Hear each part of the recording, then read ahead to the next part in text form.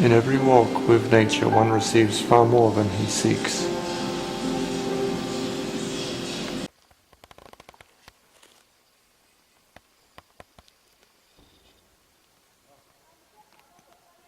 This is the biggest creature I've ever touched. It's soft.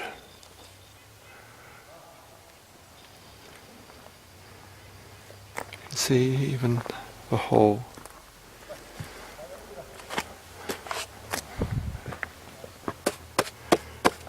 You can feel it's very soft. Inside is a dark wood.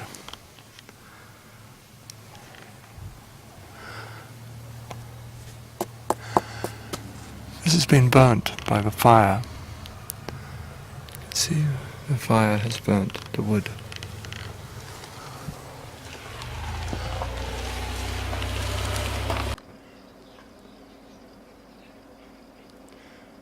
These are called the Sierra foothills. They're trying to give plants a chance to grow. So people come to see nature. Preserving nature can be a great tourist business and industry.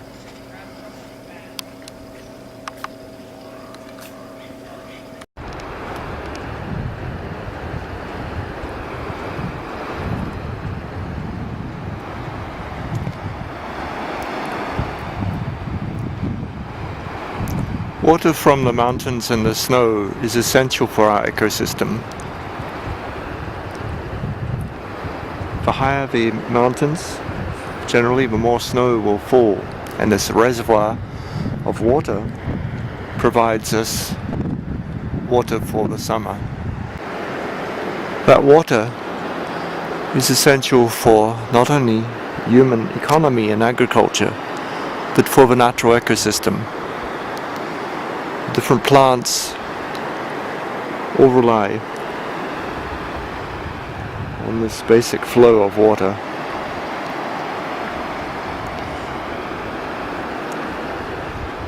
The flooding is associated with natural rivers and steep slopes, and you can see these large boulders have come down.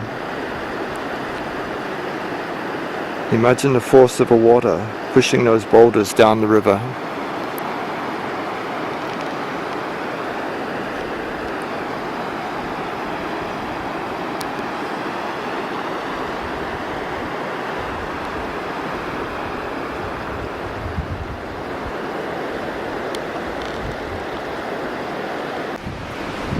One of the survivors of a lack of water is the yucca. You can see here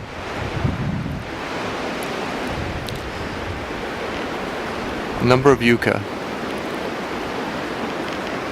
It is now February. The season is dry. Not much water left. These yuccas have flowered and the seeds have come.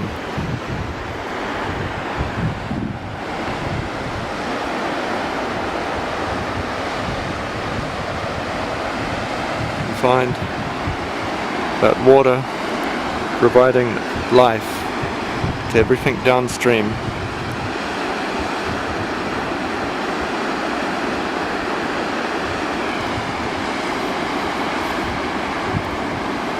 The natural process of aeration also cleans the water.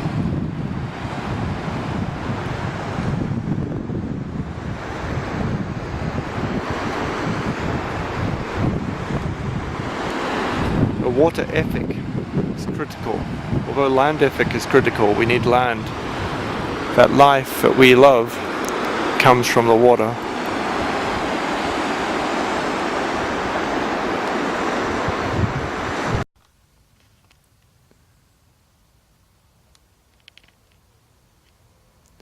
Sequoia trees. Giant sequoia trees. They are giant.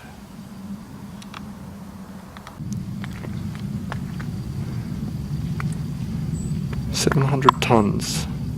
The sentinel trees is greater than 2 jumbo jet planes. Its weight. but the base width is 28 feet, 9 meters. It's smaller than the maximum known. The height, it's 78 meters. So it's the general Sherman tree we're going to see. It's even larger.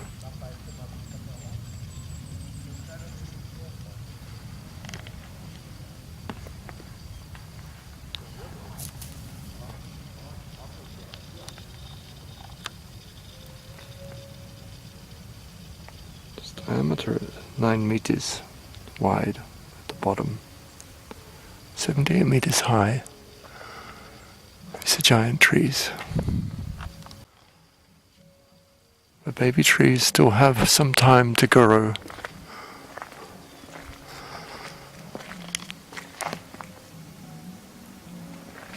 So a giant forest museum explains about these trees.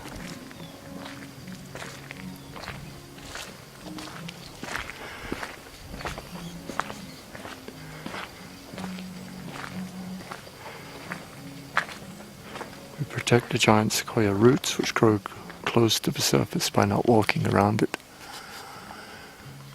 Various holes of hummingbirds.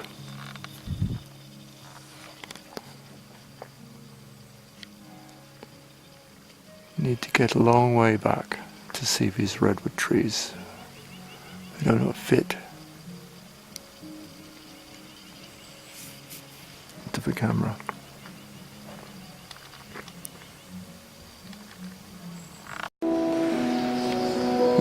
The museum describes problems of the past exploration of national parks. So in the 1950s, it was a small forest of little cabins. Forest changed. They cut several trees. Topsoil plants and seed disappeared as millions of footsteps trampled the area. Commerce and construction diminished the grove's magnificence by vending machines, crowded gas station. We cut the sequoia roots to lay underground pipes and bulldoze roads, erosion from foot travel. We exposed many roots. The water flow was diverted by compacted soil, pavement and road cuts. By suppressing fire, we blocked forest renewal. These are pictures of early development of the sequoia.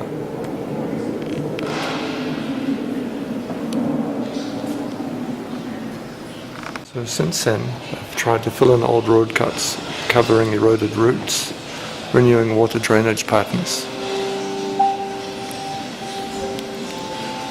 They removed hundreds of buildings, restored the soil,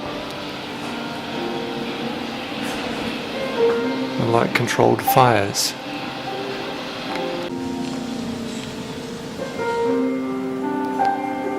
The death. Most large sequoias die by falling.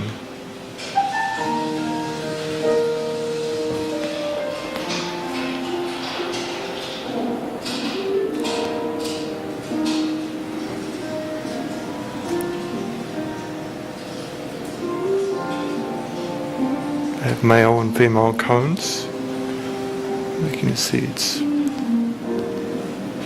Fire opens up the cones of sequoias and the seeds rain down. Seed lands on the soil cleared by the fire. Cross-section of the different aspects of the tree. Up to 2 feet of bark. The sapwood that doesn't burn easily and hardwood resists rot. So it heals. This is the image.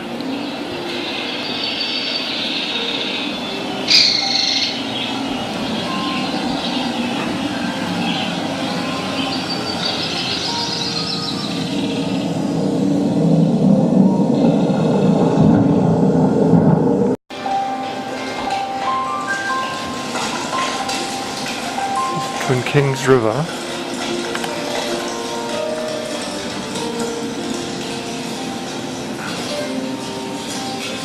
and the Redwood.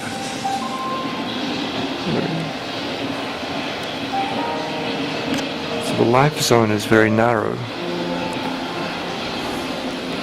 only where conditions are right. There are 75 groves. Temperature between 5,000 and 7,500. There's a giant forest here.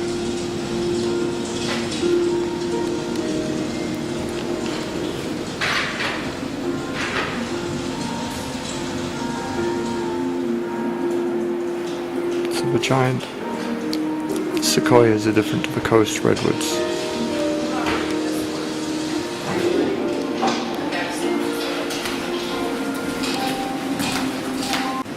These are the seeds, very small seeds. They're tree roots.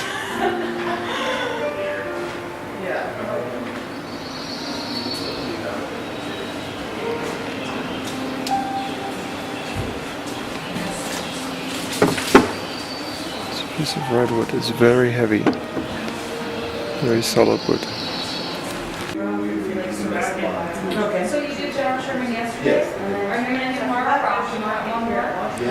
These are foothills of the mountains, Sequoia and Kings Canyon National Parks in California. Different ecological zones are highlighted. Valley Life Zone, Foothills Life Zone, Forest Life Zone, Alpine Life Zone.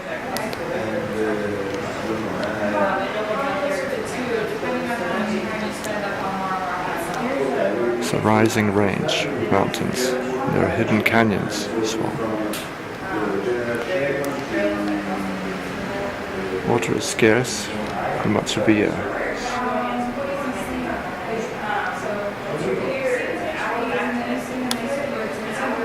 So we brew spring.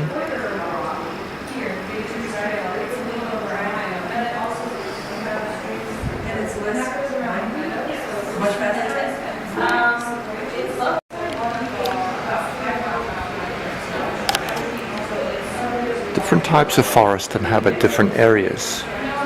Their sensitivity to climate change varies. The chaparral climate, shrubs such as yucca,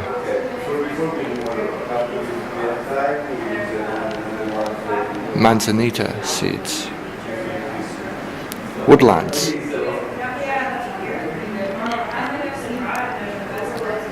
spring blooms. Variety of blooms come out in spring. Insects, from spiders to bears to newts.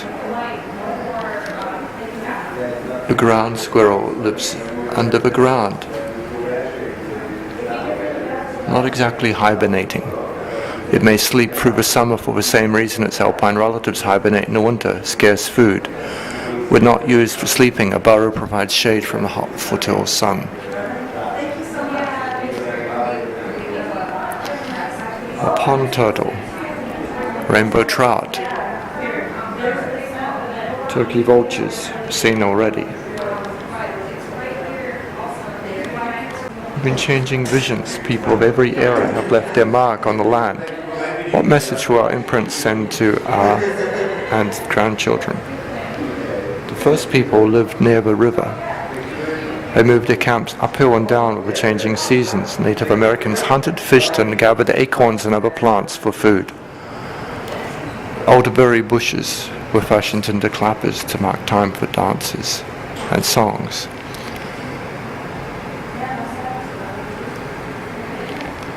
Looking for wealth, use of cattle was growing. And European settlers and cutting giant sequoia trees.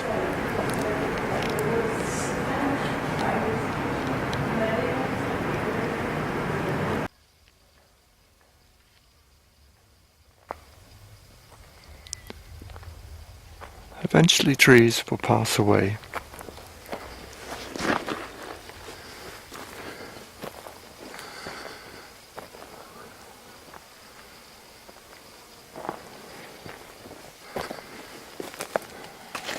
becoming rotten and dying.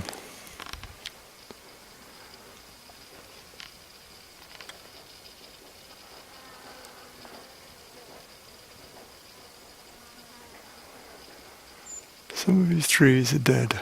These are conifers.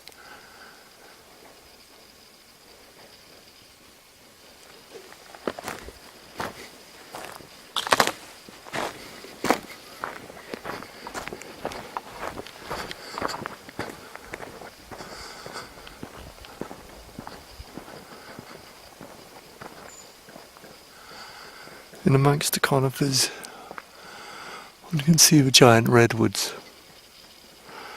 They're distinctively large.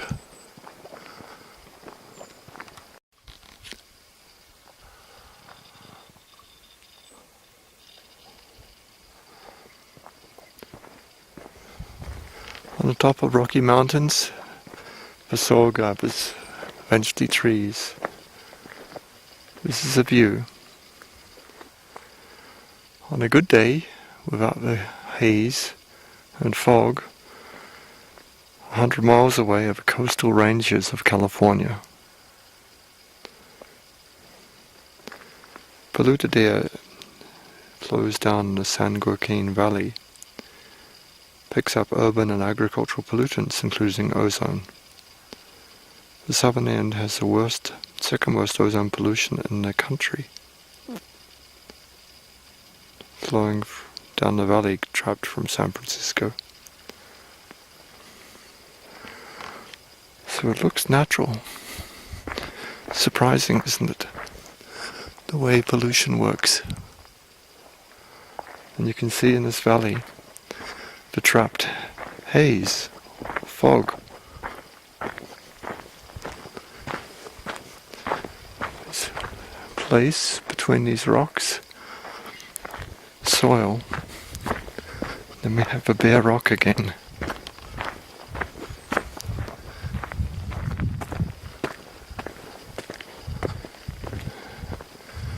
Water trapped here.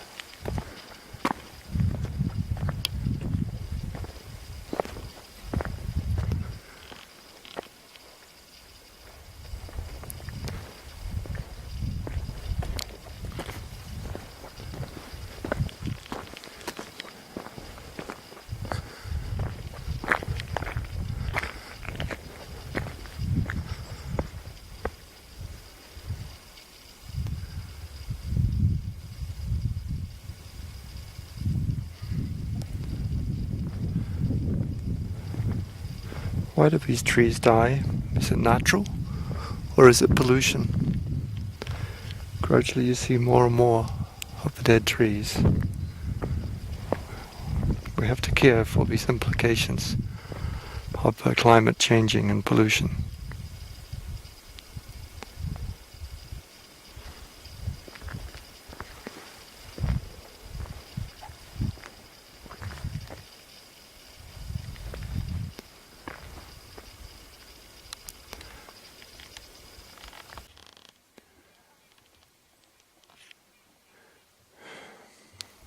These trees are 2,000 or 3,000 years old.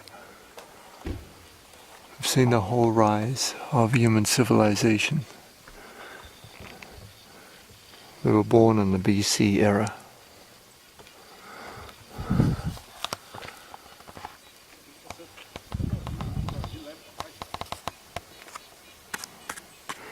As I saw in the museum, this 2 feet of bark tends to resist fire, but the inside, when it gets through, is also fire resistant. You can see the extent of this tree.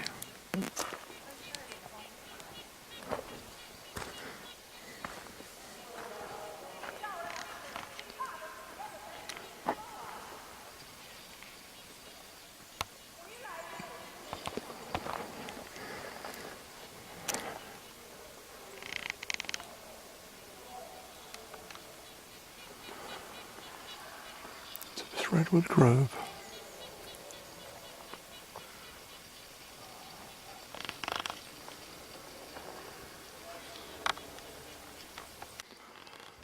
To give a size of these trees, there's one lying on its side.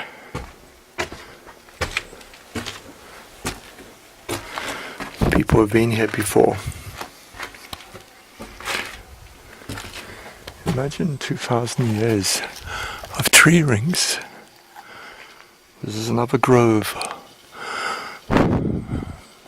This area of trees is close to what's called General Sherman, one of the largest trees here, the largest organism in the world.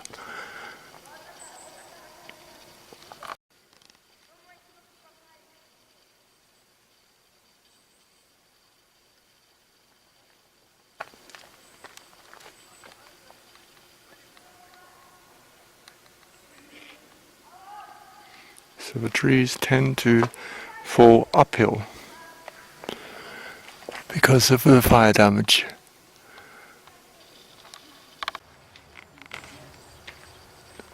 Largest tree on Earth. Still too large for this video to take.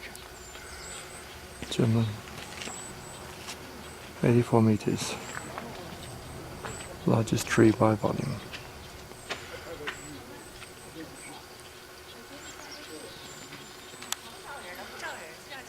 See the fire damage to this tree.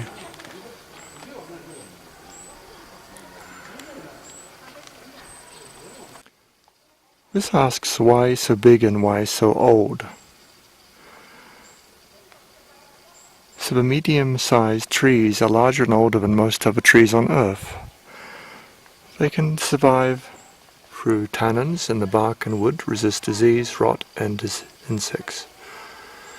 Thick fibrous bark provides superior insulation against fire. Little flammable sap, it doesn't burn easily. Insects are also rejected. Extensive roots reach far out across the ground, so they can get water during drought.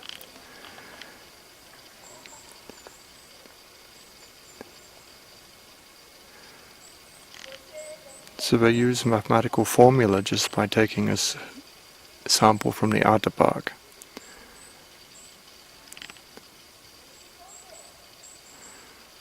So the oldest tree in the world is a small bristlecone pine, lived over 4,700 years. These ones are 1,800 to 3,000, but you can see their size. Fast growth and long life.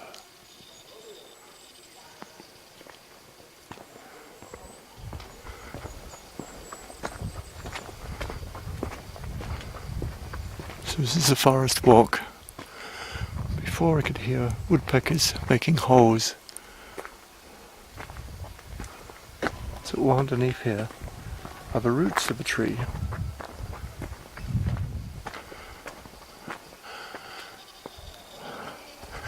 The other pine trees are also huge, but this is a General Sherman tree from the side.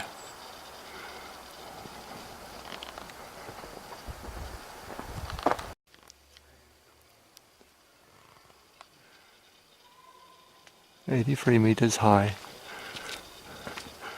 Its girth is 12 meters. Well, its diameter. Its girth is greater than that.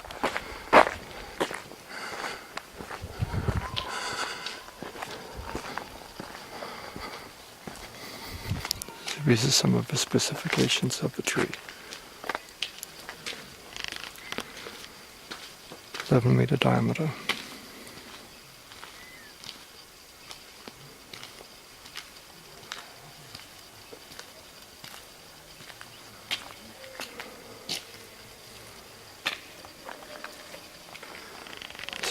It's 1,000 years younger than the oldest.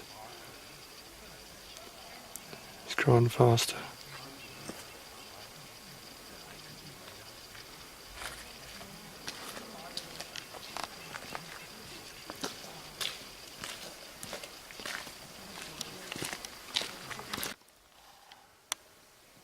Survive fires.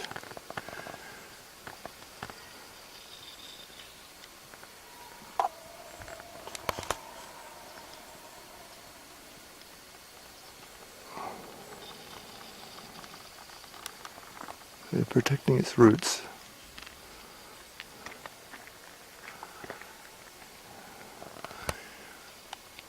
The climatic conditions here are great.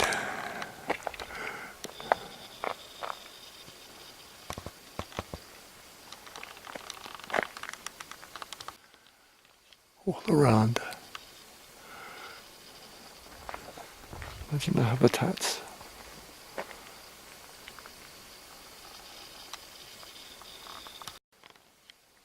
Moss grows on the bark of his dead tree.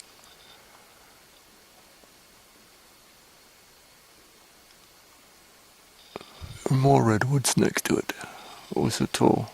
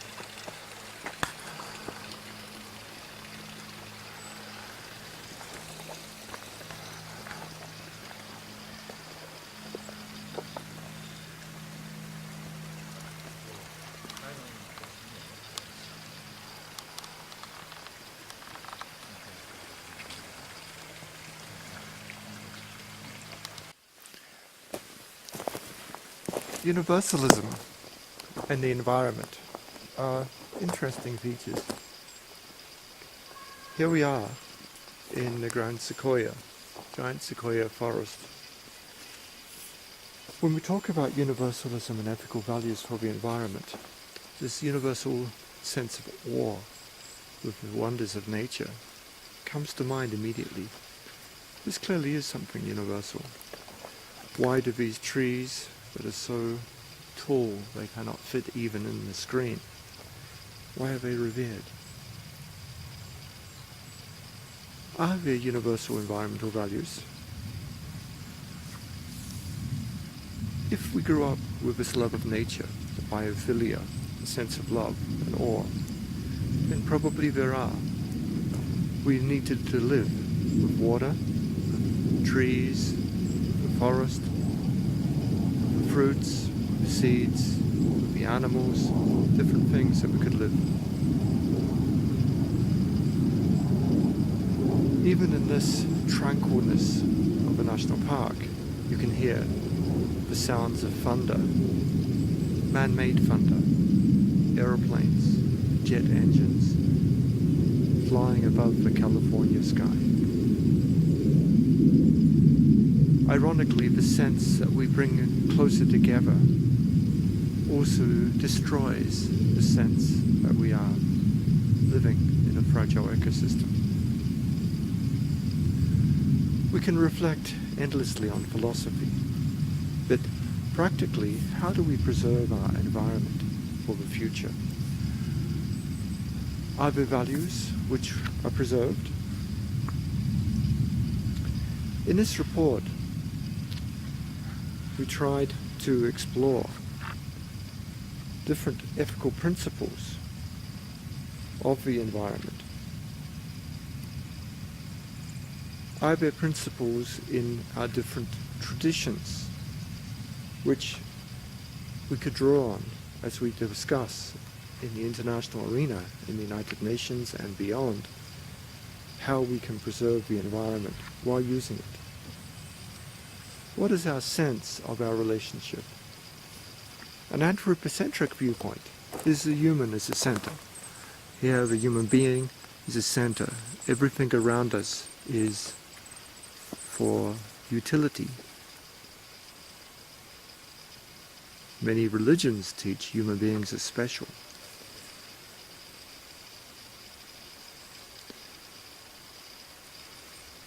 Does this lead to the destruction of nature? It has been, as we saw even in the history of this national park. In the shots shown before, people thought it's great to have cabins in the forest, to live on the roots of these trees. It damaged the trees. And so in this sense, we are undergoing a more biocentric and ecocentric revolution to take human beings away, to leave them as visitors, to walk on paths only. So biocentrism encompasses the perspective of all living organisms. Now these trees that live up to 3,000 years old, the redwood trees, they're clearly, in a sense, much more valuable than a species that lives 100 years or lives 100 days. But is that a sense of value that is universal? Take, for example, the images of the cherry blossom, the sakura in Japan. It's precious because it's so short-lived. There are cherry blossoms which live for only 3 or 4 days, but there is also longer-lasting cherry blossoms. Some cherries stay in bloom for a month. They're beautiful, and maybe we can genetically engineer the cherry blossom to live with its trees and intact, resistant to disease, to live as long as redwoods. In fact, cherry blossoms can live for hundreds of years. But the flowers, do we want to make the flowers also live for the whole year round? Would it then be different to the plastic flowers that ordain many buildings? Maybe it would be. I think the plastic is not natural, even though it's made from the same carbon that these trees will form when they form fossils. Made from oil and gas. But this naturalness of life is something that's the essence. And this biocentrism, this essence of life, is critical. This ecosystem is another thing. We have these individuals who are living 3,000 years, these trees. But the ecosystem is also critical for their survival. It needs fire, it needs birds, it needs insects, it needs other forage, it needs fungi. How do we reprocess the nutrients? These are all critical. It's an interesting question. We, as human beings, there are more bacterial cells in our body than human cells. I wonder about the tree. Are there more bacterial cells in the intercellular spaces of trees than tree cells?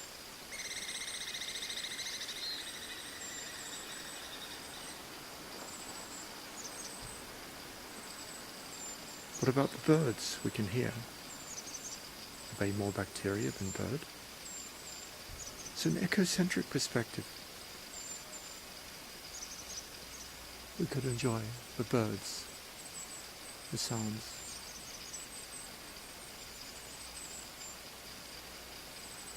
What's interesting is the more we are quiet, the more we can hear the noise.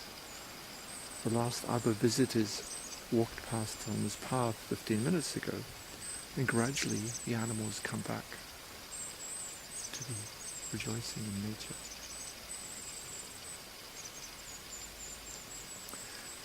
A cosmocentric perspective would have us consider the cycles of the universe, the spiritual essence of these trees.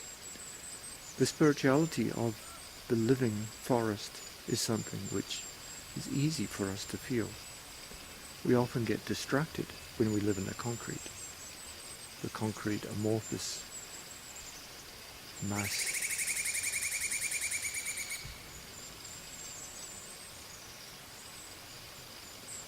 We can hear the spirit.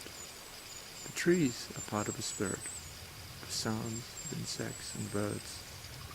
But if we listen quietly, we can hear the trees.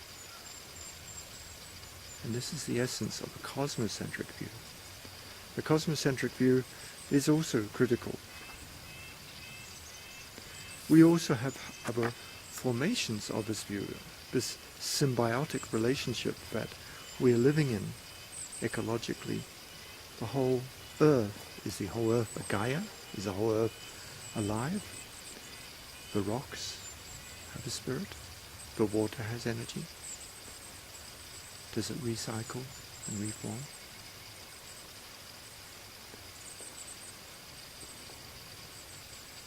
Does this view of nature lead to a longer, a more sustainable view?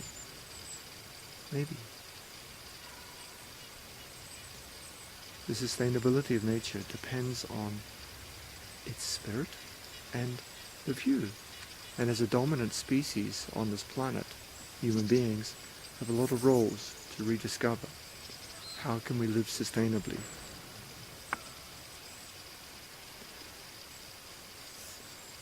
If we look at our relationships to nature, what's my relationship to this tree and to this tree? An apocalyptic nature relationship, apocalyptic, saying at the end of our time, through human sin, we will be destroyed and the end of the world will come. Now certainly if a comet hits the Earth, or a meteorite, as 65 million years ago hit the Earth, that was apocalyptic. If a fire destroys this forest, it may seem to be apocalyptic, but actually it's not. Only through the fire are the seeds released and the ground cleared so the little sequoia seeds can grow. So, in a sense, that's a little apocalypse, but it actually is the cycle of life. But if we have a fatalistic, anthropocentric, apocalyptic view, then it doesn't really matter what we do with the world. That would be a very short-term view. Another popular view is an apathetic view. Apathetic view is, I don't care. It's not involved for me. I'm going to go busy on in my life, and I don't really need to care about it.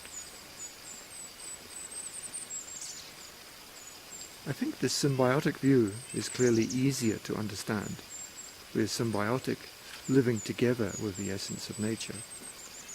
All the ecosystem is integrated. This is very critical.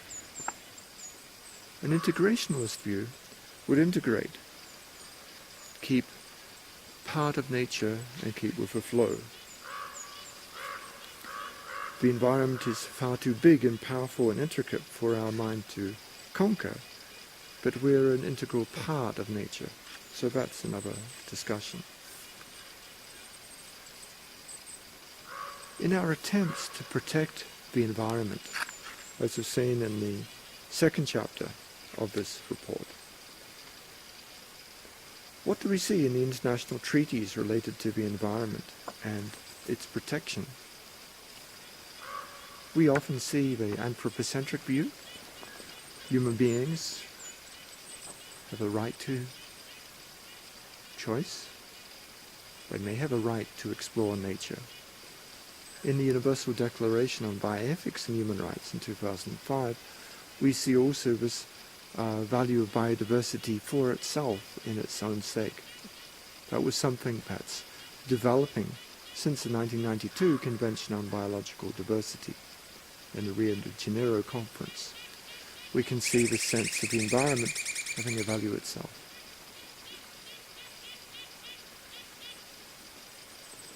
So we explore these different conventions. These trees, as we've learnt before, live in a range only from 5,000 to 7,500 feet in altitude on this side of the mountains.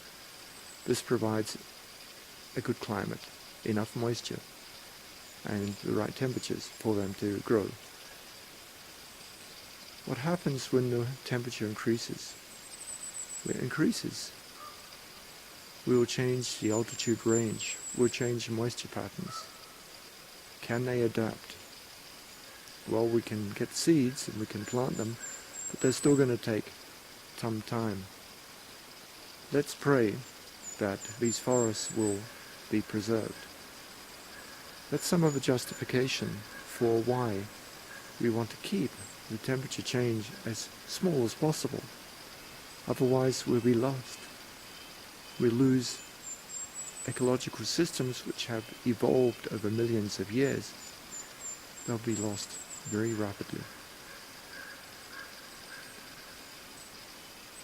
You can't just transplant the seedlings. You have so many animals and plants, the whole system. So the basis for limiting climate change is to preserve biodiversity. Of course, human beings as part of the system also need to be preserved.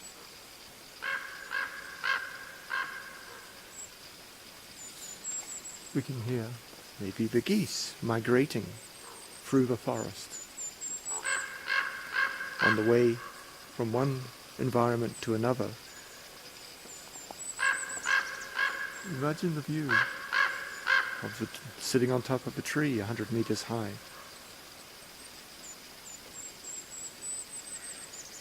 It's going to be different.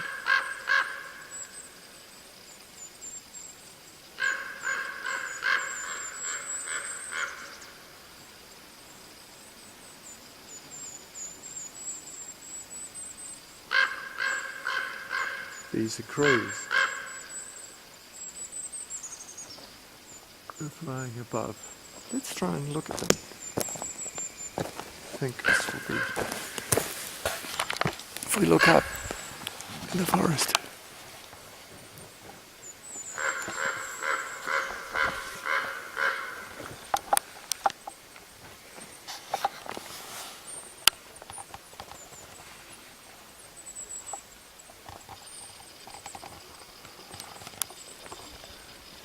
So you can see why we could only show the bottom of these trees.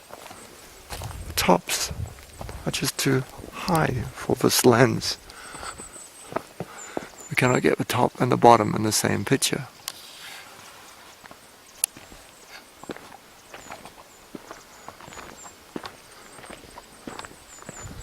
You can see the fire have damaged, and yet this ecosystem is preserved.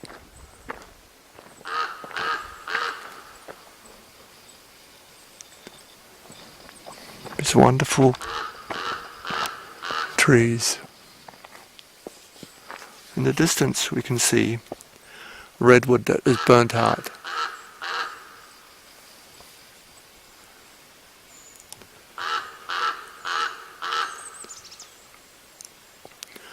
With several feet of bark, these trees provide an ideal insulation against fire. They're massive trees.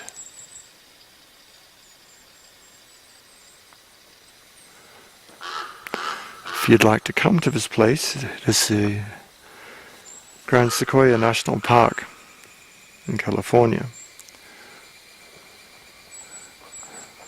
This walkway is preserved for people to come and enjoy nature.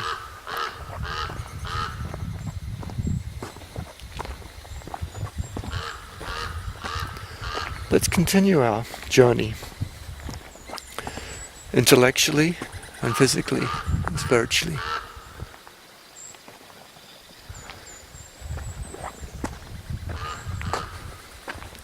Water continues to flow through each valley.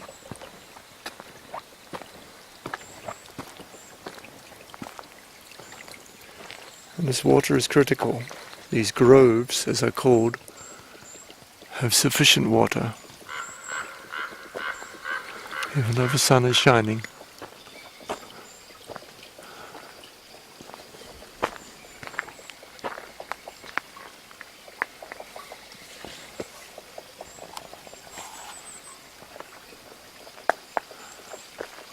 There's a woodpecker.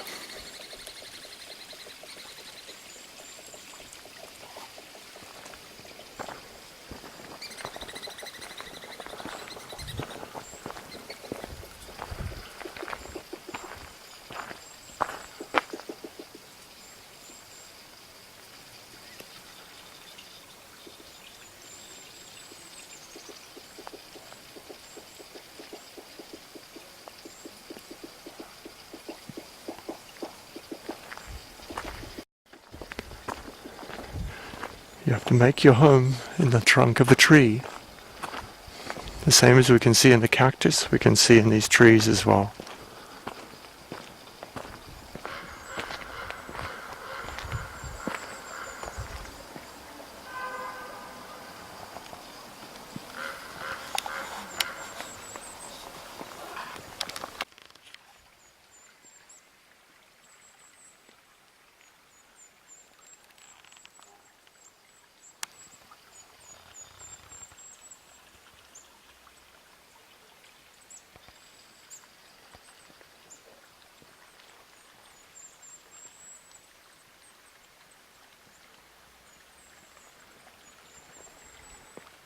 The sounds of nature are soothing.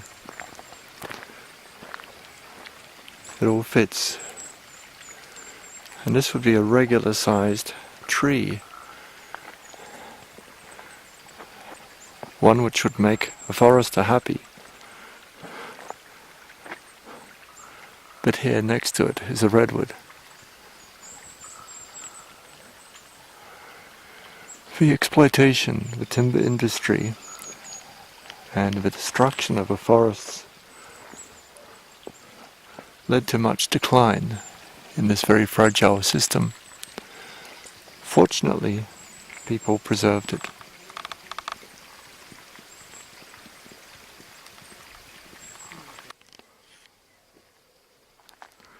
The grove after the fire. So this great fire has taken parts of a tree away, but you can see the bark surrounds it, protecting it. This one also surviving. So despite this loss of part of a tree, it's still standing, so tall, so strong.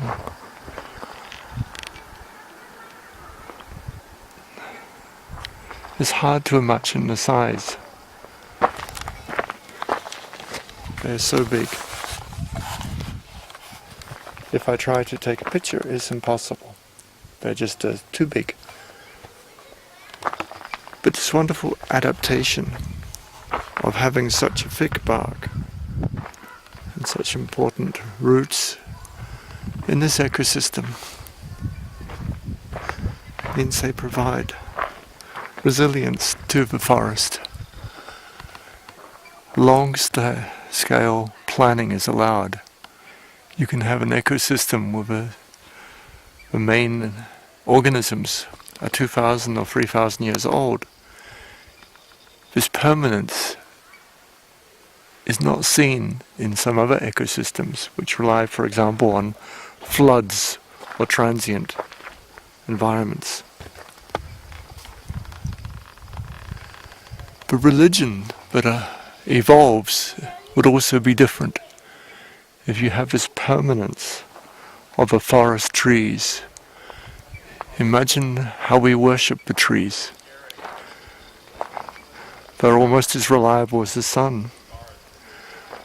In terms of the human life, they're reliable and then resistant to fire. You see the resin coming from the tree to protect it and heal from the wound.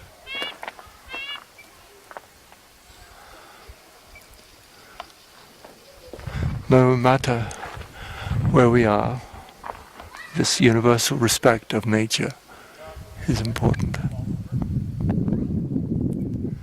And the strategy to survive we find in our forests. And forests are something around the world that we have. So there's certainly clearly a need for our reflection on the bioethics of forests and different types of cosmological visions that have developed.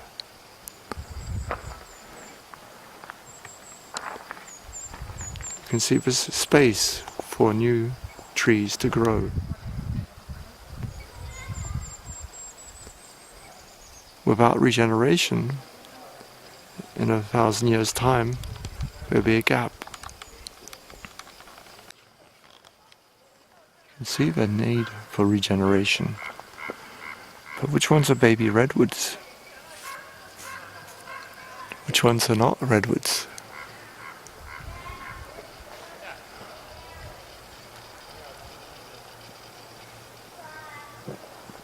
What will grow fastest? Well, the redwood grows quickly. So in this competition, with a fast-growing redwood, it can suddenly dominate and eventually become the king of a forest.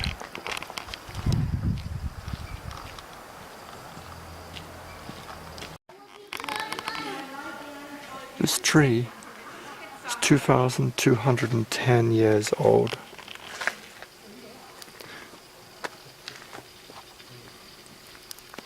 It was cut in 1950 because it threatened a cabin.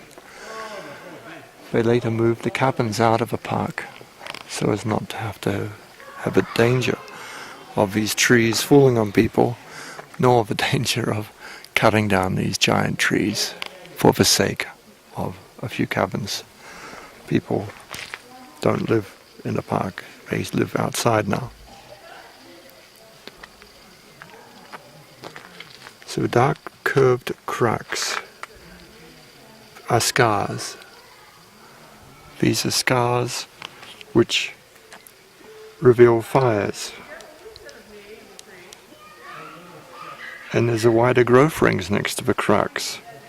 They may grow faster for a few years, possibly because of decreased competition for nutrients and water for several years, because surrounding plants were killed in the fire.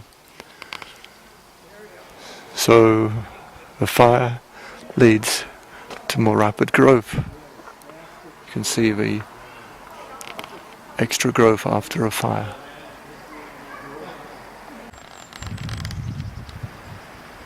This is lodgepole.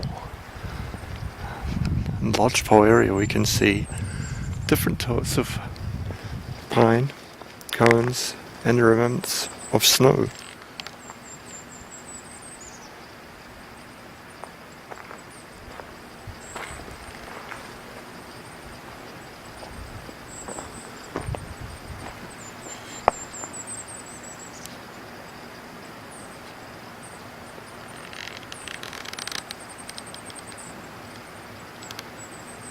This grove does not have redwoods. The ecological system is different, yet it's only a mile away. The altitude is very similar. But these are not the pine cones of Sequoia.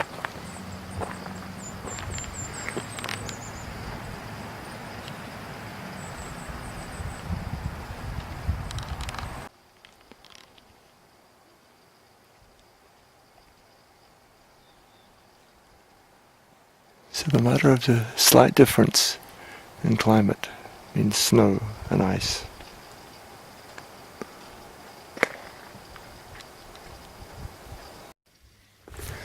Reproduction is one of the most important things in the organism's life for our survival. And this is a pine cone. In the pine cone, you can see the prickles, which are quite interesting, to the barbs, to let it catch onto things to move. In the middle is the seed. Now we're going to look in the midst of all these, what looks on the ground, these are cones from the trees. So many cones. So many. Yep.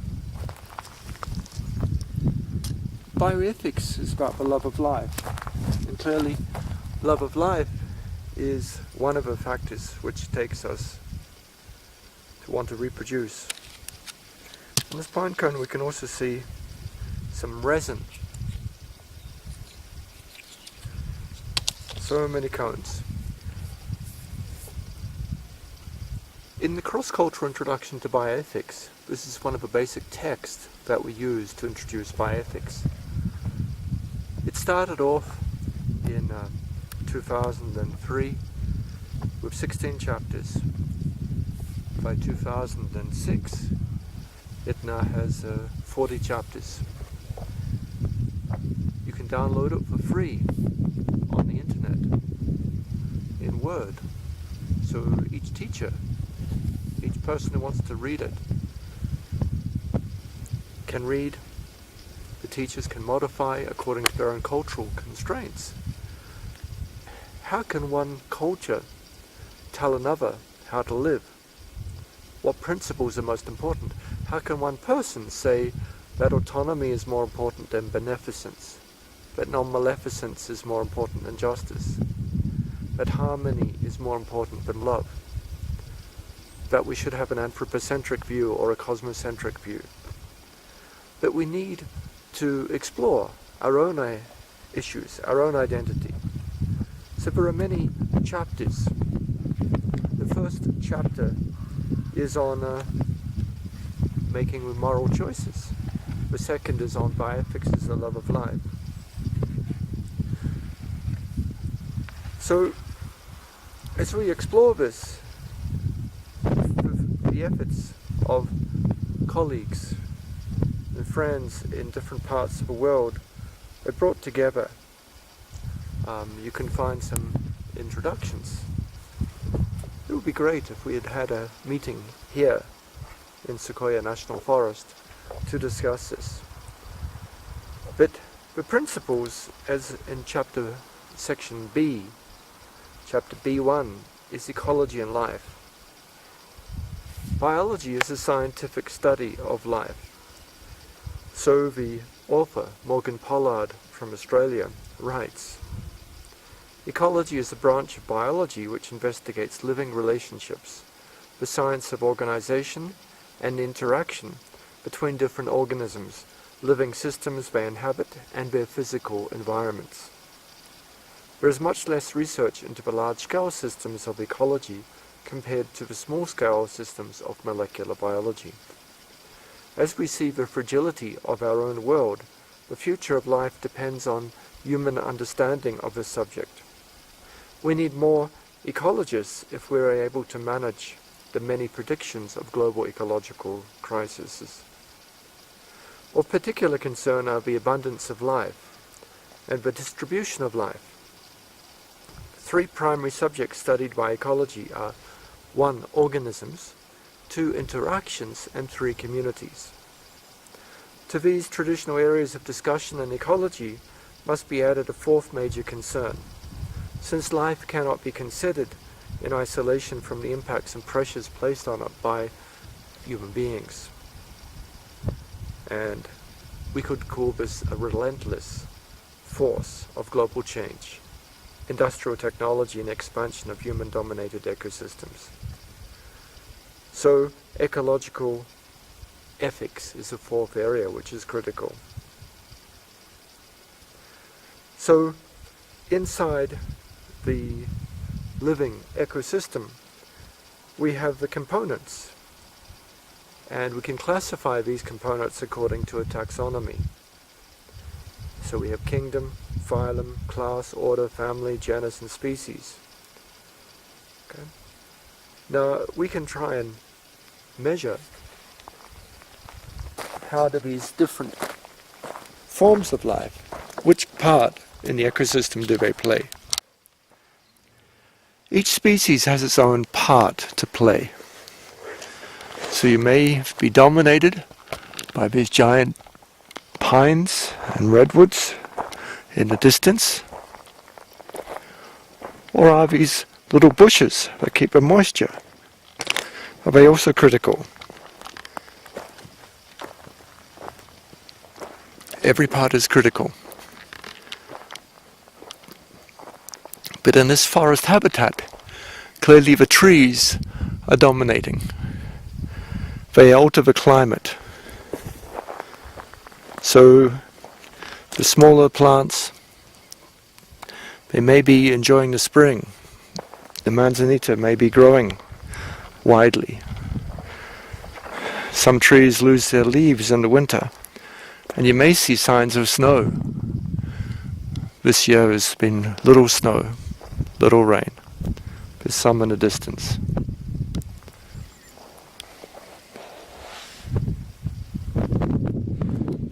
So biodiversity refers to the variety of life. It's studied different scales: genetic diversity, species diversity, and ecosystem diversity. And although we've described 1.8 million species so far, there could well be close to 10 million species, especially as we expand areas such as what's beneath the soil, the nematode worms and others. So this is an ecosystem. It's clearly drier than the one that we just saw in the giant sequoia groves, which are moister. Here we have dryness. This is another species. Now, both size of these trees is important.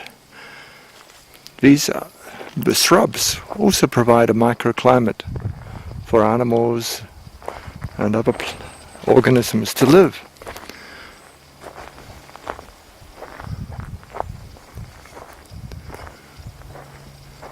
So if we explore in this forest, we can find many species living together, but very dry soil.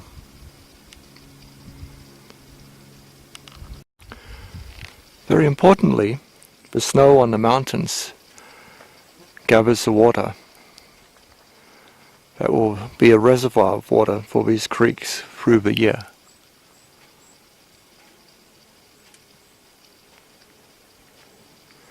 So this magical ice, snowdrift, is critical. They need more throughout the winter to build up enough water to keep the whole ecosystem running.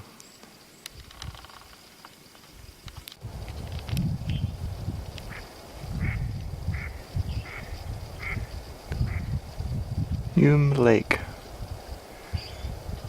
This is Kings Canyon National Park and National Sequoia Forest, just north of Sequoia, Giant Sequoia National Park, California. Refuge.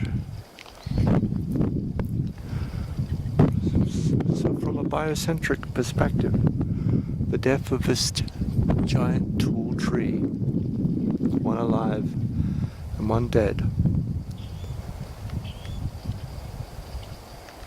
is sad. From an ecocentric perspective, it's part of a natural process that provides microhabitats for species to live. This frozen ice still in amongst this mud.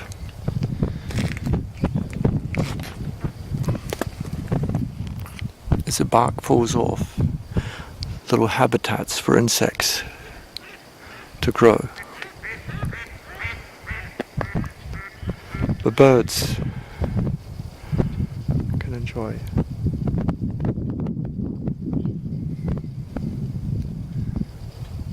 They can eat and they can play.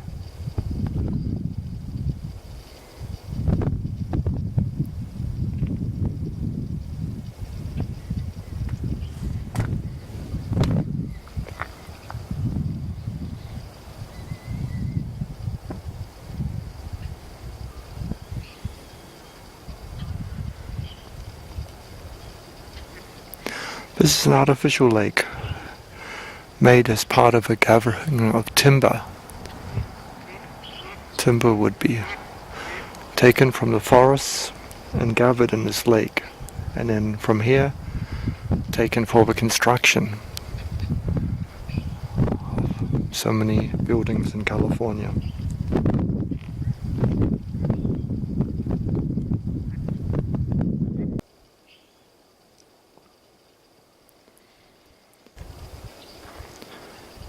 So the Hume Bennett Lumber Company needed a holding pond to float logs in the early 1900s. Wetlands were fortunate byproducts when the dam was built. Wetlands are one of the most endangered habitats that the Forest Service works to protect. Nesting, spawning and rearing habitat for more species than any other habitat. Where dragonflies, vegetation changes as we go closer. It's ironic, the irony that from destruction of timber and forestry, a wetland is formed. In the distance we can hear the river.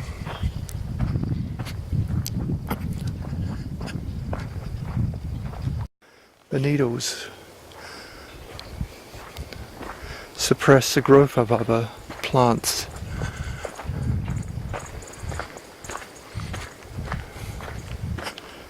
You can see the sand, the beach. There are signs of water processing. There are signs of insects.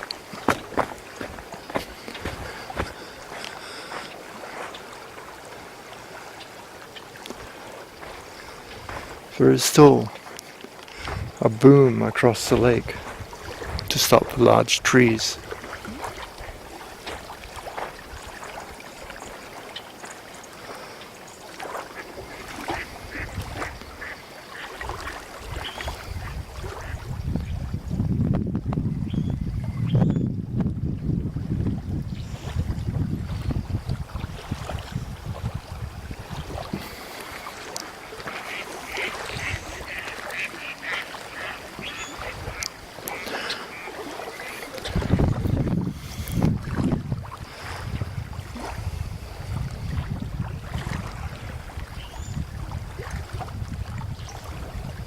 Evolution can work in remarkable ways if it's given a chance. Take this example.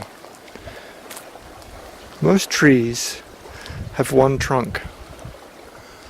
This one tree has 3 trunks. If that were to be an advantage, then maybe the pine cones from this tree may produce trees with multiple trunks. We could see innovation.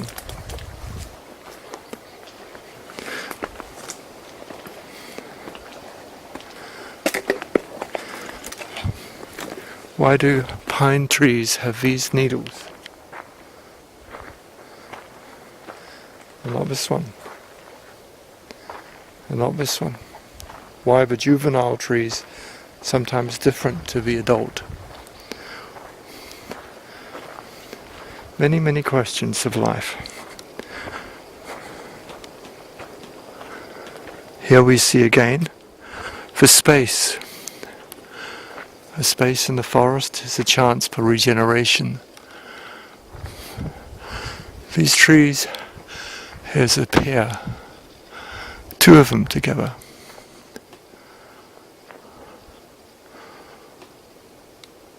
You can hear the bird working in the tree.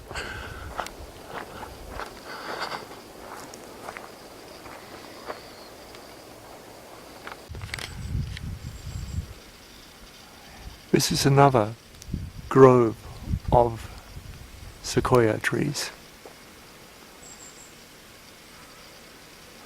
This is the General Grant sequoia tree area. General Grant is the second largest tree.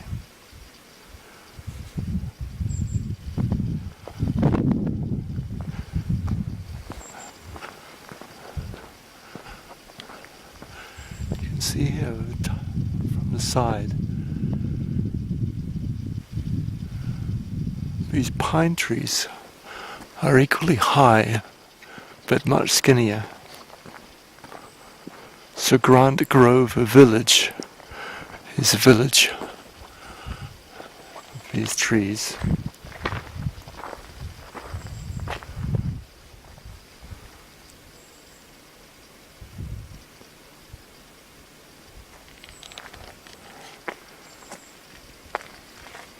Lake. This is the geographical area.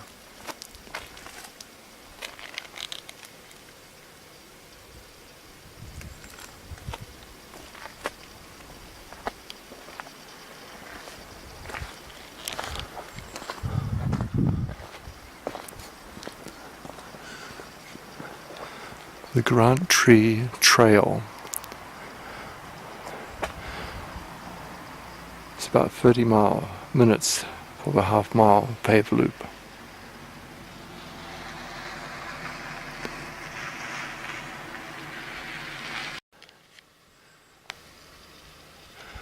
These other trees are enormous as well, so tall. This is Forest of Life. Is there an honoured tree where you live? Yes, there is. In India, monks meditate under one of 3 most holy Bodhi trees in Buddhism.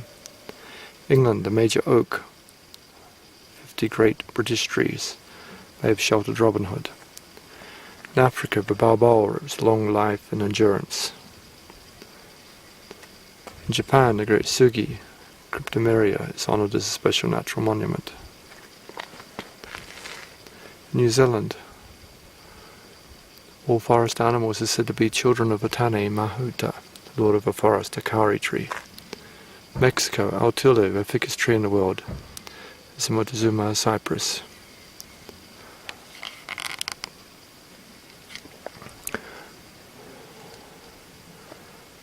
So large old trees symbolize wisdom, fruitfulness and strength. Because they live so long, we imagine that they are eternal. But they're not immortal. They rely on natural processes to create a habitat where they can reproduce and thrive. So these are ancient trees, the grove for 2,000 years.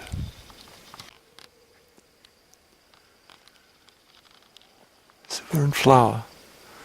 Beautiful pink flower, very small.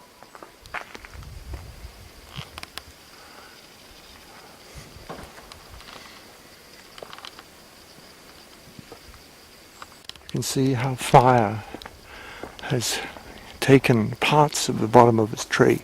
There are holes in the bark, but still it could survive. And then the remains next to it of a mammoth tree has fallen over. Used to be its sister.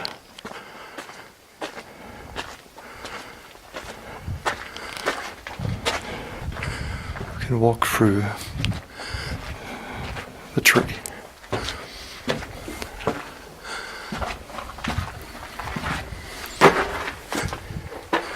So is the tree still alive? In fact, we could probably take the cells and regenerate.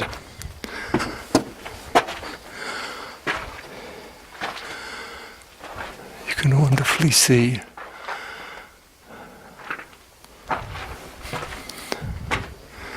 this mammoth tree.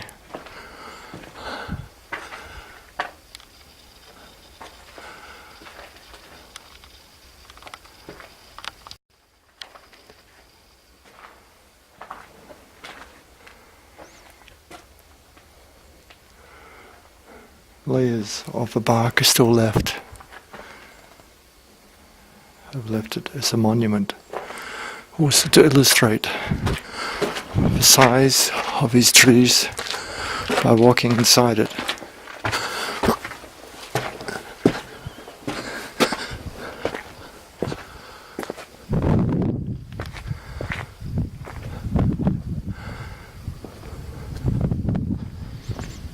Life after death.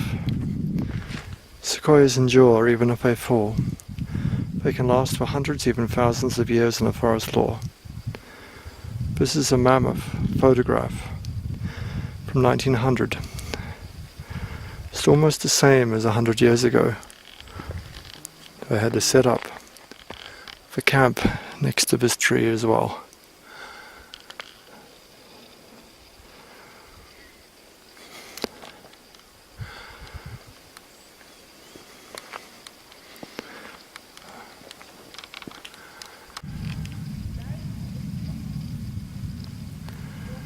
We may think that this is the best, the biggest tree, but there's more. This is even bigger, and also broader. And then over here, even more. So this forest is home to so many. Some of them are dead, some of them are alive.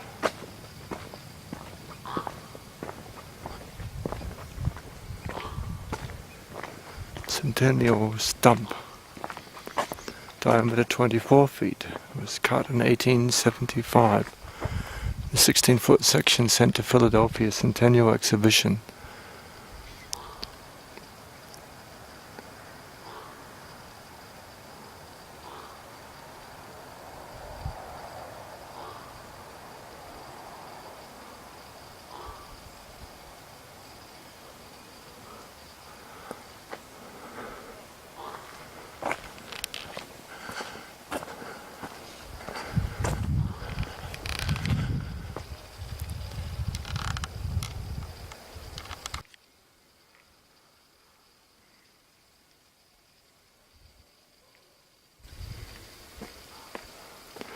To try to prove to people, living proof, they cut the stumps. People said it was a California hoax.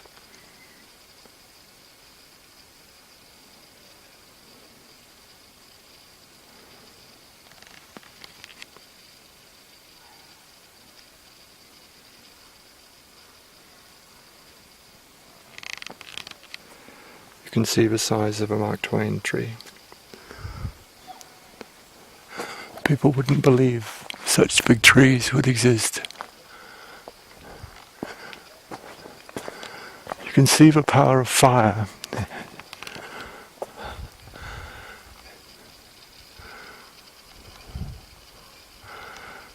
It's rotted, gone through and gutted that tree.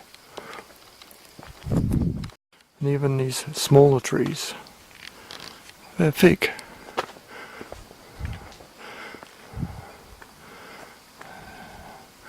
They're giant in themselves if they weren't surrounded by the sequoia. Changing values.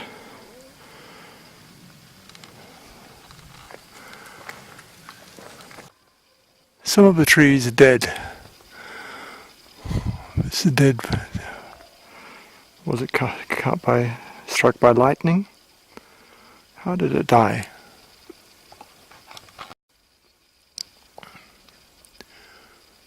Fortunately, there's enough living trees around, but you can see the boulders, the rocks, water has come down the creeks.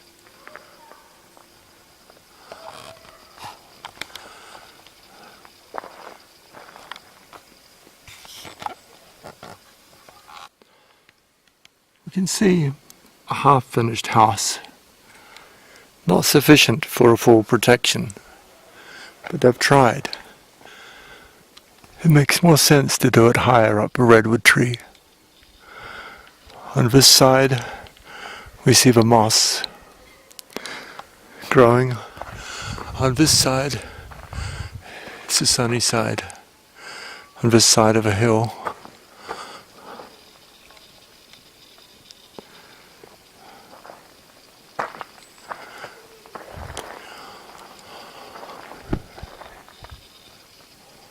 high on the plateau, on this hillside in the grove, another giant. Life providing water.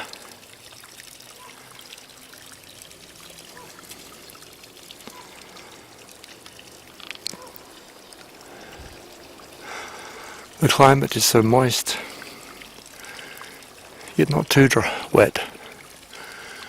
I don't like too cold feet, not rotten water, but still some moisture here. flowing down, providing that water that provides nutrients for so many of these trees.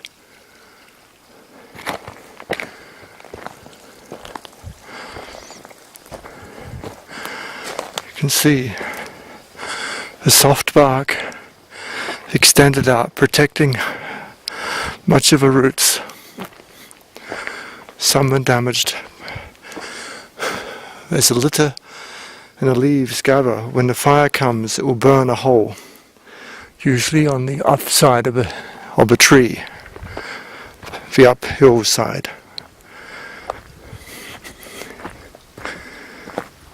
But even though the bark is burnt, the inside is fire resistant. I'm under the tree.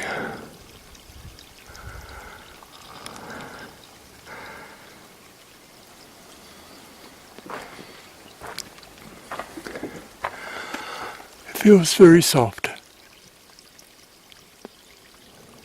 It's a wonderful feeling, a great sense. The energy is flowing in this tree.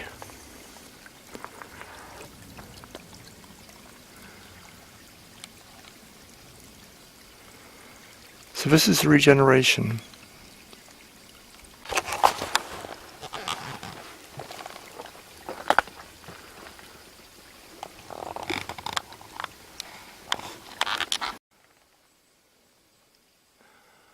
The roots spread out. As you can see, this tree is no longer.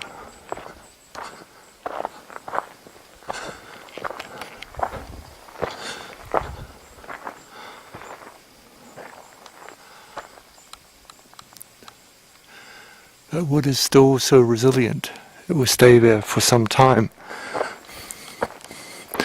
As I said, 100 or even longer years. The soil seems dry.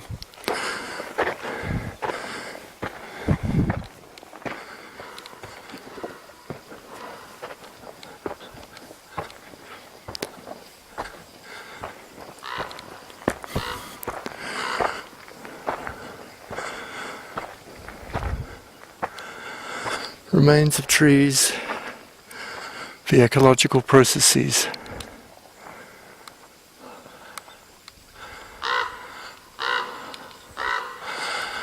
A 100 meters above me is a crow.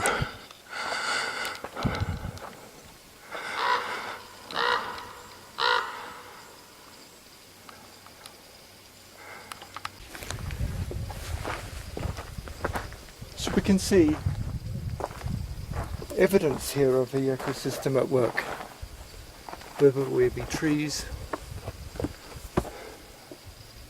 fire, natural processes. So bioethics, one of the critical aspects of bioethics is this flow, the flow of energy, the cycling, the ecosystem as it cycles. Going back to our book on the cross-cultural introduction to bioethics, bioethics across cultures, we can see that ecosystems and life is critical. Some laws of ecology. Everything is connected to everything else. Everything must go somewhere. Nature knows best. There's no such thing as a free lunch. So ecosystem is a type of complex system. How do we describe that? Well, we can use systems theory to describe. And bioethics, therefore, has a critical ecocentric character. We can no longer just view ourselves as an autonomous system, autonomy for one person or one tree. The whole ecosystem is important. How do the nutrients get recycled? Gradually it decays, slowly it releases back into the soil. When there's a fire and some of the other trees are lost, there'll be a gap in the trees, and then trees like a redwood can grow very quickly and fill the gap, take the sun.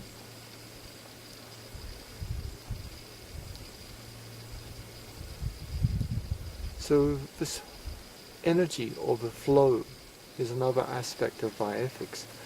That's why we can easily see the links to a cosmocentric or spiritual sense. But how do we ascribe value?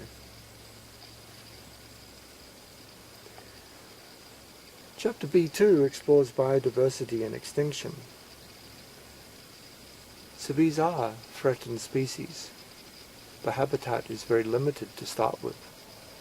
And as the climate changes, and as people cut the wood for timber, they became endangered.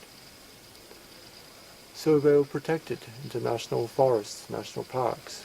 How much of a world can be a national forest, national park? Well, a lot needs to be. But sustainably, for a sustainable future and development, we have to have people living together in nature, going back to live in nature. Does it mean we have to find a tree house? Does it need we live together? Somehow we have to find that way. The isolationist approach to put things in a national park is fine. You can then have paths and roads where people can come and enjoy nature. But then they're living in the concrete jungle. Is that really the model of sustainability we want? Clearly, to plant trees, we have more people coming back to try and live in the forest. But it's not enough land. Do we create model forests? Will our world just become a virtual reality? So we'll plug this experience with its sounds, its smells, its sights, its sense into a virtual reality headset? Maybe that's where we're going to go. But clearly this experience, to be sitting amongst so much energy, trees and rocks and moss, the sun on our back, this is clearly something special. Can we fool our mind and our soul into virtual systems? I'm not sure. But we have to do our best to try and stop this mass extinction. And that's the purpose of trying to explore development and sustainability together. What type of development do we want? We've seen it articulated. So we saw in some of the treaties discussed here, on the Treaty on Development, Sustainable Development and the Environment, this priority of both development and conservation. How can they work together? Not really sure. The Rio Declaration on Environment and Development in 1992 talked about some main principles: human rights, sustainability, equity, common but differentiated responsibilities, precaution, participation, vulnerability, and peace. These were all critical principles. About sustainability, it said the right to development must be fulfilled so as to equitably meet developmental and environmental needs of present and future generations. Equity. All states and all peoples shall cooperate in the essential task of eradicating poverty as an indispensable requirement for sustainable development in order to decrease the disparities in standards of living and better meet the needs of the majority of people of the world. But can we let poor people come and harvest the forest? We saw earlier how trees are revered across the world. People living there. We see sacred groves in South Asia. Places where people will preserve them. The modern lifestyle, the consumerist lifestyle of industrial development and disposable goods, of short-term economic solutions. Is this our model of development? we have to generate jobs that are sustainable. We have to generate goals and desires that are sustainable. Our whole education system and cultural sensitivity needs to be designed for this. How else can we survive? We cannot. So these again are some of the goals and questions of our bioethics, of our sustainable future. Sustainability science is not just learning about the ecosystem in a physical sense or a chemical sense, nutrient cycles and so on. It's talking about the science of interrelationships, of systems theory, of how we can live together. There's some literature, but there's a lot of scope for further research in this subject, and that's really what we need to inspire. So we hope that through these programs, American University of Sovereign Nations, the Bioethics Institute, and other parties with other similar minds for a future which is peaceful and sustainable for everybody. These are the real meanings of human dignity. These are the real meanings of environmental security. These are key words. Whether we embrace the Earth Charter, its principles, whether we embrace the Universal Declaration of Bioethics and human rights, these declarations in this paper is not sufficient. We need people's lives to be ingrained in this, able to sustain ourselves through fire. We can see the fires that have ravaged this forest. We can see the need for a really sustainable future. Although some trees will die, some of our efforts will die, the system needs to be preserved. There's some element of chance. Why did the rock stop there? If a rock had fallen onto this space, there would not have been a tree here. The tree could not grow under the rock. Well, maybe this rock stalked another tree. Why did this tree fall? Was it lightning? Was it rotten? It doesn't look so rotten, but now broken into several pieces.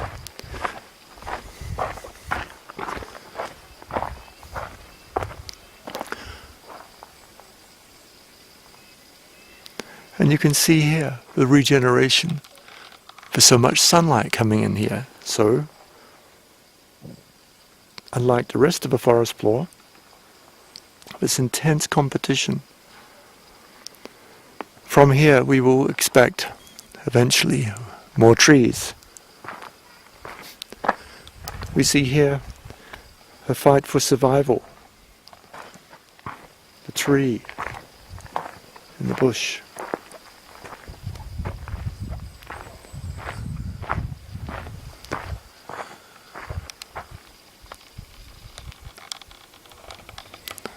We stand in awe of these trees. But really we have to stand in awe of the whole of nature. For all of it is remarkable. Shared but differentiated responsibilities. Can somebody own these trees? Is it justified to own a tree? Is it the property of a nation, such as a national park? Maybe. Can a timber company, as they attempted to, own these trees and harvested trees? Fortunately, we had national parks before so much advanced machinery came that would have destroyed it in a short period of time. A lot of damage was done, but still, a lot still remains.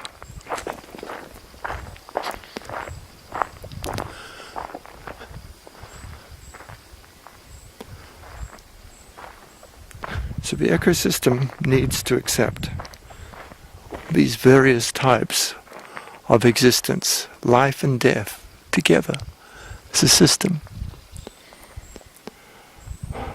Come back next year, maybe this tree is dead and it's going to fall down. But it will make a space. These young ones are ready. They will grow in space. Maybe that's an essence of the life that we live. An ecocentric view seems to be the only sustainable one that we can have. It has a lot of implications for our current economic and development systems. If really we can only live in an ecocentric view, then what are we doing using valuations based on anthropocentrism?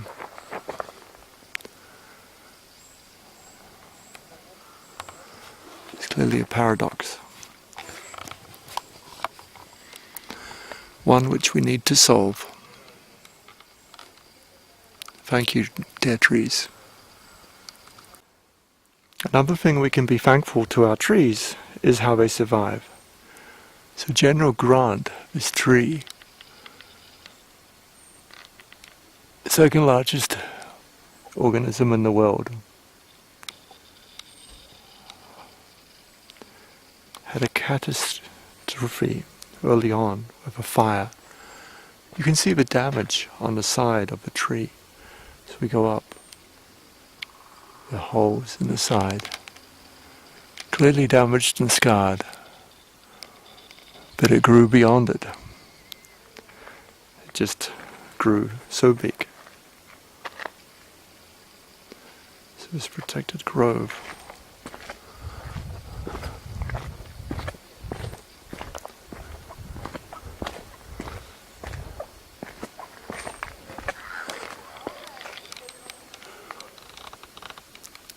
Towering above so many other trees with sisters and brothers around it.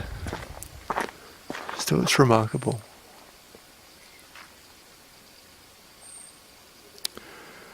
So will these other trees, will maybe any of them become big like it? Maybe they have a chance. There's some gap.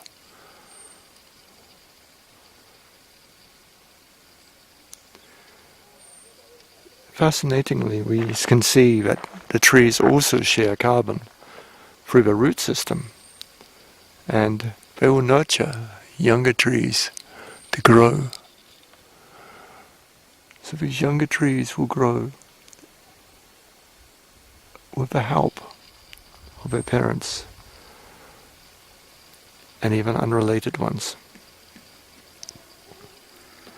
So this ecosystem means these trees here, different species, somehow are in rhizobial contact with the root system of a sequoia.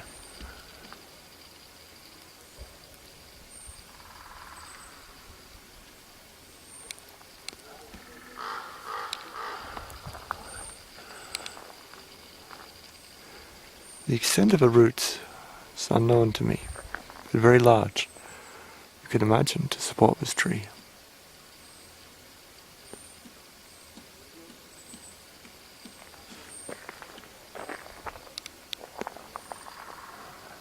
The forest.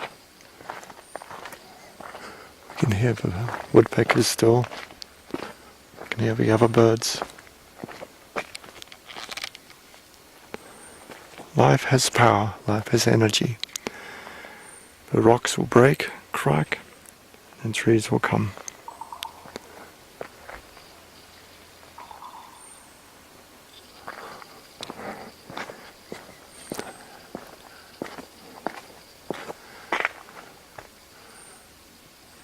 See, so much energy here. Thank you very much. I do hope you join the study and answer some of the questions that were raised. We have to answer them. That's our challenge.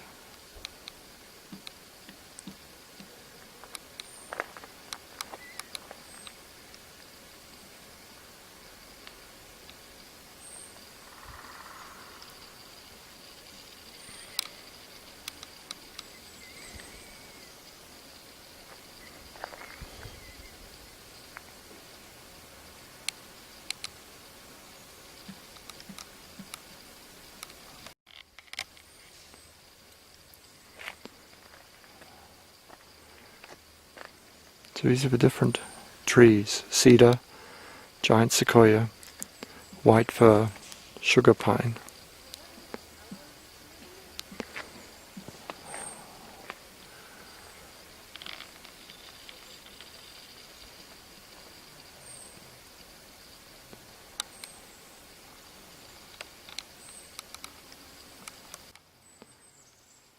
Third largest tree in the world by volume.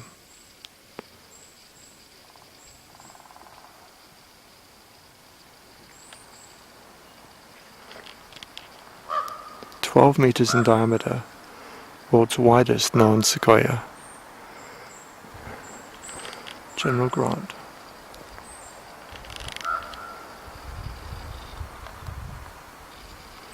It's 7 meters wide. The nation's Christmas tree, it's called.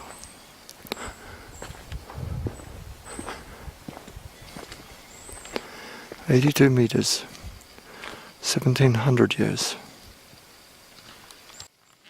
It's called a living shrine.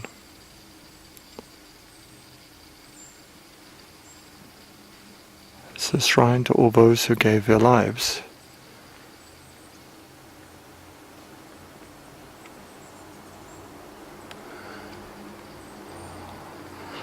Dedicated by Admiral Nimitz in 1956 as a shrine to all those who gave their lives.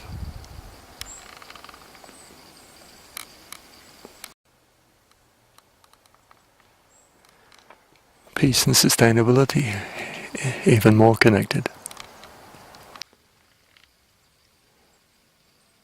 Here is a stump destroyed by fire, but the other one next to it didn't succumb.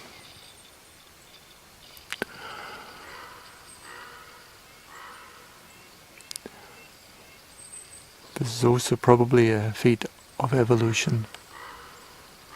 How one survives and one does not. Both reproduce. The fire that burns pine cones to make it then able to fertilize will also burn the others and the surrounding ones. And you can see this has survived even though there's a hole through the middle of this tree. It's only the shell, but the shell is sufficiently strong to support such a tree.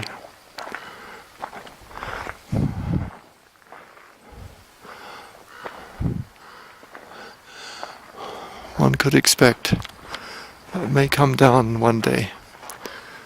Look at the size.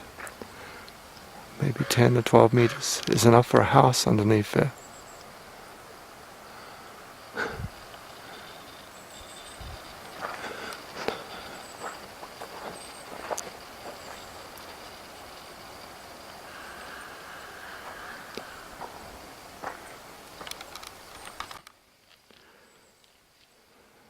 Another principle of sustainability is never give up. Keep on fighting to be alive, as this tree has done. The value of life is the most important one. Let's preserve it and use that as an example. Thank you for all the lessons you share with us.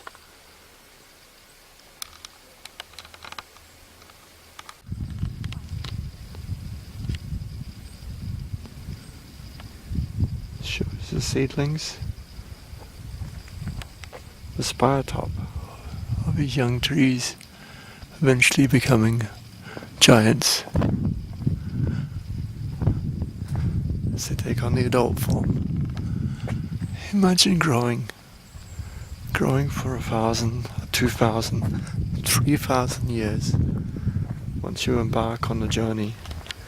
It's an amazing concept. That is really the lesson, another lesson of sustainability. We need to have a mindset like that to protect our grandchildren and their ancestors. That's our heritage. That's the meaning of sustainability and ethics.